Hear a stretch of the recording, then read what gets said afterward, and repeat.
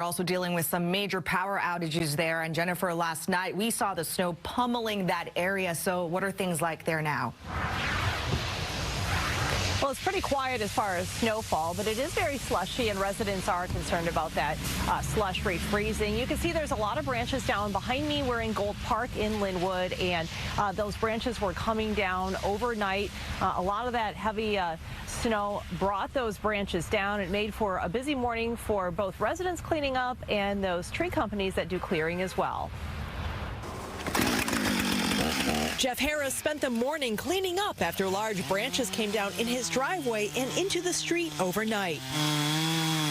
Some of the branches so big it's and it shakes the house and you're like, oh, please don't hit my car, you know. He says the limbs fell in stages starting at around 1 a.m. It just gave way and absolutely made a mess all in the street and in the front yard and stuff. It's going to be a big cleanup job for sure. Fortunately, the branches missed the family vehicles, but they made for a very busy morning. How is cleanup going?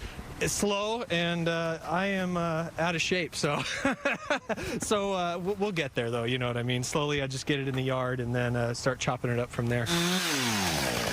Curtis Katit, the GM of Eastside Tree Works, says his crews were also extremely busy this afternoon on calls to clear fallen trees and limbs. He says the weight of the heavy snow was the biggest factor in causing those branches to break overnight. It was really the snowfall and the heaviness. I think everything froze and then, you know, got brittle and just fell. Katit says deciduous trees with remaining leaves were especially hard hit due to the extra weight collecting on the branches. He says the ground has also been saturated by rain, and that's causing trees to uproot and tip over as well.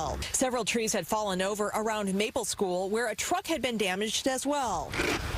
Heavy wet snow also made for a challenging cleanup at the school grounds. Makes me feel like I'm the age that I am. I just got to clear the sidewalks and stuff like that, so, you know, thankfully the kids are at home safe. Rick says he's making good progress, but had to make a quick stop before getting to work. I forgot my gloves, but thankfully they had this nice pair of ladies' driving gloves there at the grocery store. The only pair left, but at least it's keeping my hands warm. Businesses were also busy clearing snow, and those who were able to stick closer to home said they would do some cleanup later on. Yeah, it's snowed a lot, so just walking my dog in the snow. Cannell was taking his dog Spike out when we caught up with him. I'll do some shoveling, yeah, for my driveway. Maybe use some of Spike's help.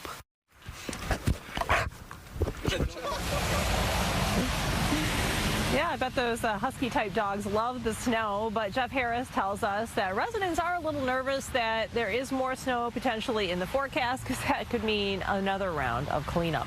Reporting live in Lynnwood, Jennifer Dowling, Fox 13 News.